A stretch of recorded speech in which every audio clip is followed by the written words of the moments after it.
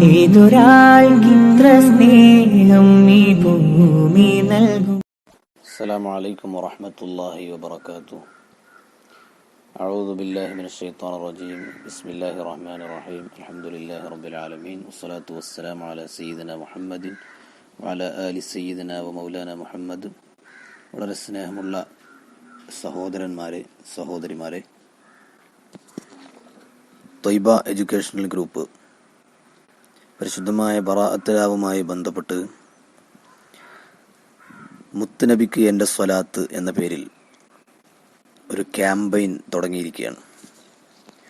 April 8-ാം തീയതി വൈകുന്നേരമാകുന്നതിൻ്റെ മുമ്പ് സ്വലാത്തുകളുടെ എണ്ണം അറിയിക്കണമെന്നാണ് അവർ നിർദ്ദേശിച്ചിട്ടുള്ളത്. അതിൽ ചൊല്ലേണ്ട സ്വലാത്ത് അല്ലാഹുമ്മ സ്വല്ലി അലാ സയ്യിദിന മുഹമ്മദിൻ വഅലാ ആലിഹി വസഹ്ബിഹി വസല്ലിം എന്നുള്ള സ്വലാത്താണ്. ഈ ക്യാമ്പയിനുമായി ബന്ധപ്പെട്ട് സ്വലാത്ത് ചൊല്ലുന്നതിൻ്റെ മഹത്വത്തെക്കുറിച്ച് ഒരല്പം സംസാരിക്കണമെന്നാണ് എന്നോട് ആവശ്യപ്പെട്ടിട്ടുള്ളത്.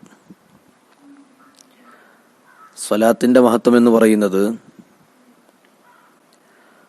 സ്വലാത്ത് എന്ന് പറയുന്ന ഈ സൽക്കർമ്മത്തിൻ്റെ മഹത്വത്തെക്കുറിച്ച് പഠിപ്പിക്കാൻ വേണ്ടി മാത്രം ഏകദേശം 300ഓളം ഗ്രന്ഥങ്ങൾ എഴുതപ്പെട്ടിട്ടുണ്ട് എന്നാണ്. ആ ഒരു യാഥാർത്ഥ്യത്തിൽ നിന്ന് തന്നെ സ്വലാത്തിൻ്റെ മഹത്വം എന്ത് എന്ന് നമുക്ക് വളരെ കൃത്യമായി മനസ്സിലാക്കാൻ കഴിയും.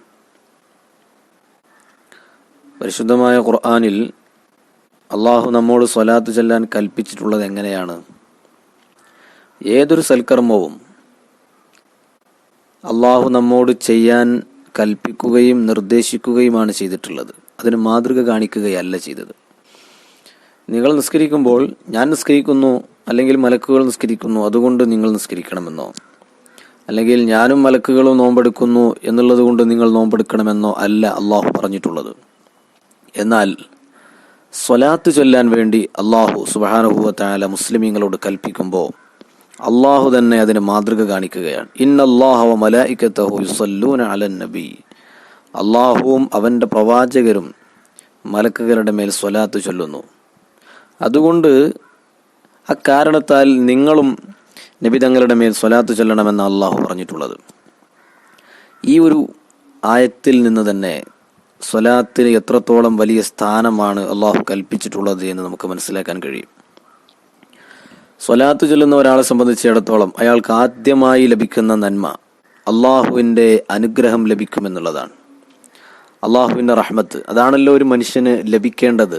അത് മാത്രമാണല്ലോ ഒരു മനുഷ്യൻ്റെ പ്രതീക്ഷ. നബി സല്ലല്ലാഹു അലൈഹി വസല്ലം തങ്ങൾ പറയുന്ന ഒരു ഹദീസ് ഇമാം മുസ്ലിം റളിയല്ലാഹു അൻഹു റിപ്പോർട്ട് ചെയ്യുന്നുണ്ട്. നമുക്ക് ഏവർക്കും അറിയുന്ന ഹദീസാണ്.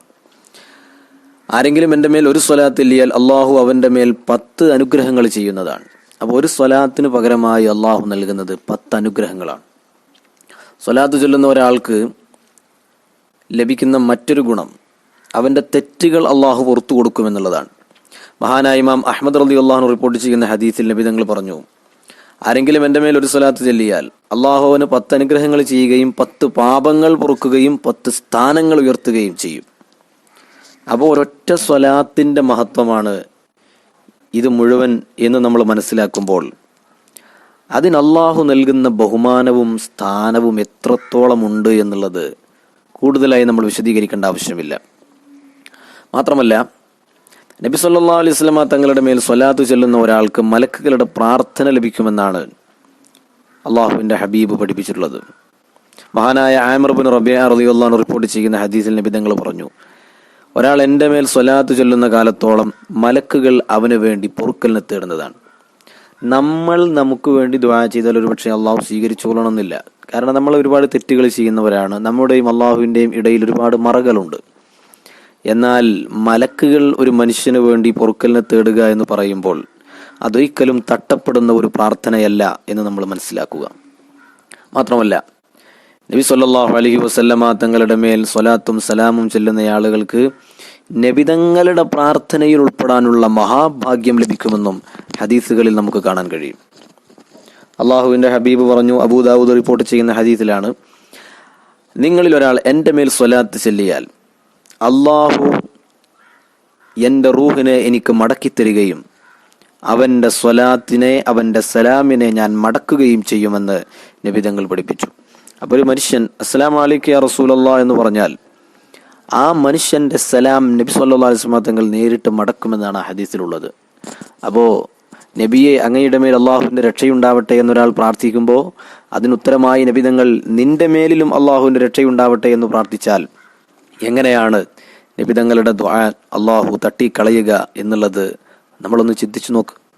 അപ്പം അതുകൊണ്ട് തന്നെ അള്ളാഹുവിൻ്റെ അനുഗ്രഹവും മഗ്ഫിറത്തും അവൻ്റെ റഹ്മത്തും മലക്കുകളുടെ പ്രാർത്ഥനയും നബി സല്ലല്ലാഹു അലൈഹി വസല്ലം തങ്ങളുടെ പ്രാർത്ഥനയും ഒക്കെ ലഭിക്കുവാനുള്ള ഏറ്റവും എളുപ്പമാർഗം സ്വലാത്ത് ചൊല്ലുക എന്നുള്ളതാണ്. മാത്രമല്ല നബി സല്ലല്ലാഹു അലൈഹി വസല്ലം തങ്ങൾ പറഞ്ഞിട്ടുണ്ട്, അബൂ ഹുറൈറ റളിയല്ലാഹു അൻഹു ആണ് ഈ ഹദീസ് റിപ്പോർട്ട് ചെയ്യുന്നത്, ആരെങ്കിലും എൻ്റെ ഖബറിനടുക്കൽ വെച്ച് സ്വലാത്ത് ചൊല്ലിയാൽ ഒരു മലക്ക് ആ സ്വലാത്ത് എനിക്ക് എത്തിച്ചു തരും. അയാളുടെ ഇഹലോകത്തെയും പരലോകത്തെയും പ്രശ്നങ്ങൾ പരിഹരിക്കപ്പെടും. അന്ത്യനാളിൽ ഞാൻ അയാൾക്ക് വേണ്ടി ശഫാഅത്ത് ചെയ്യും. അപ്പോൾ ഒരു മുസ്ലിമായ മനുഷ്യനെ സംബന്ധിച്ചിടത്തോളം ഖിയാമത്ത് നാളിൽ അവൻ്റെ ഏറ്റവും വലിയ പ്രതീക്ഷ നബി സല്ലല്ലാഹു അലൈഹി വസല്ലം തങ്ങളുടെ ശഫാഅത്ത് ലഭിക്കുക എന്നുള്ളത് മാത്രമാണ്. അത് ലഭിക്കുവാനുള്ള ഏറ്റവും നല്ല ഫലപ്രദമായ മാർഗമാണ് സ്വലാത്ത് ചൊല്ലൽ എന്ന് ഈ ഹദീസിൽ നിന്ന് മനസ്സിലാക്കാൻ കഴിയും.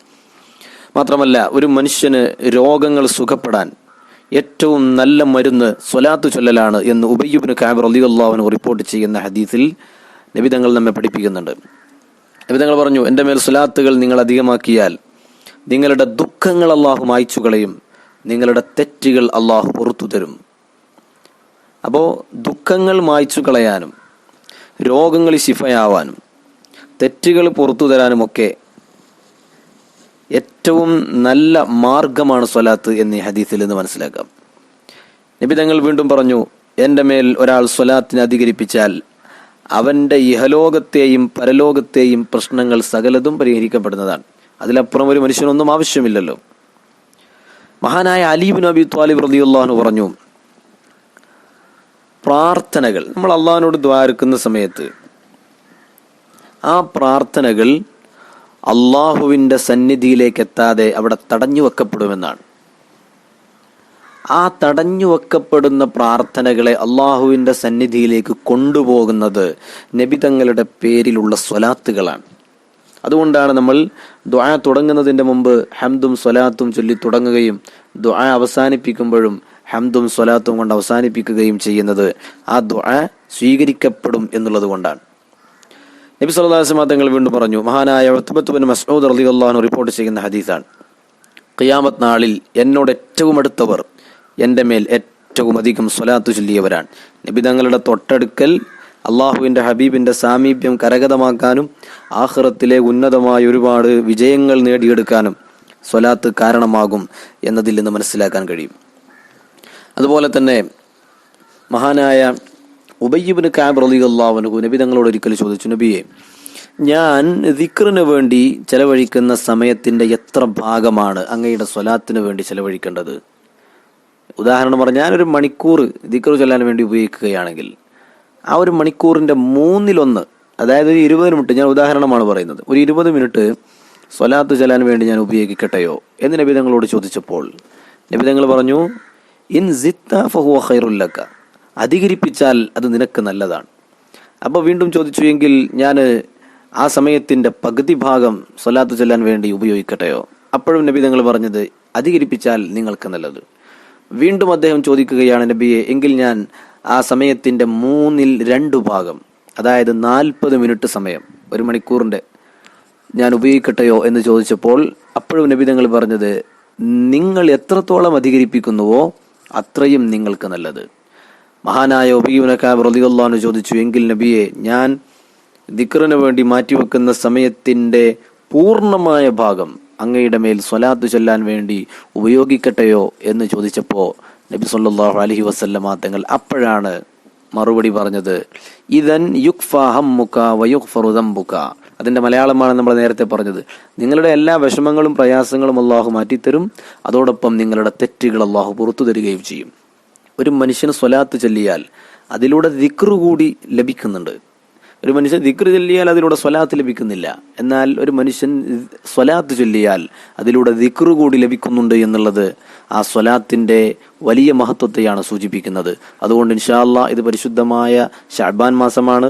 ശഅബാൻ എൻ്റെ മാസമാണെന്നാണ് നബി തങ്ങൾ പറഞ്ഞിട്ടുള്ളത്.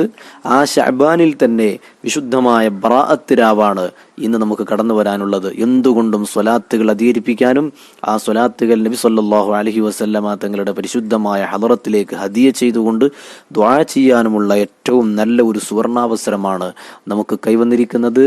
ഇങ്ങനെ ഒരു ഉദ്യമത്തിനു വേണ്ടി മുന്നിട്ടിറങ്ങിയ ത്വയ്ബ എഡ്യൂക്കേഷണൽ ഗ്രൂപ്പിന്റെ ആളുകളെ, അതിന്റെ ഭാരവാഹികളെയും അധ്യാപകരെയും വിദ്യാർത്ഥികളെയും ഈ സമയത്ത് അഭിനന്ദിക്കുവാൻ ഞാൻ ഈ അവസരം ഉപയോഗപ്പെടുത്തുകയാണ്. അള്ളാഹു നമ്മുടെ പ്രവർത്തനങ്ങളെല്ലാം നമ്മിൽ നിന്ന് കബൂലാക്കുമാറാവട്ടെ. ഈ സ്വലാത്തുകളുടെ ബർക്കത്തുകൊണ്ട് നമ്മുടെ നാട്ടിൽ പടർന്നു പിടിച്ച ഈ മാറാവ്യാധികൾ, മഹാരോഗങ്ങൾ അള്ളാഹു നമ്മിൽ നിന്ന് തട്ടിമാറ്റി തരട്ടെ. എല്ലാ പ്രയാസങ്ങളും ബുദ്ധിമുട്ടുകളും അള്ളാഹു മാറ്റിത്തന്ന് റാഹത്തോടുകൂടി ജീവിക്കാനും ഈമാനോടുകൂടി മരിക്കാനും അള്ളാഹു നമുക്കെല്ലാം തൗഫീഖ് നൽകി അനുഗ്രഹിക്കട്ടെ. അസ്സലാമു അലൈക്കും വറഹ്മത്തുള്ളാഹി. صلى الله عليه وسلم.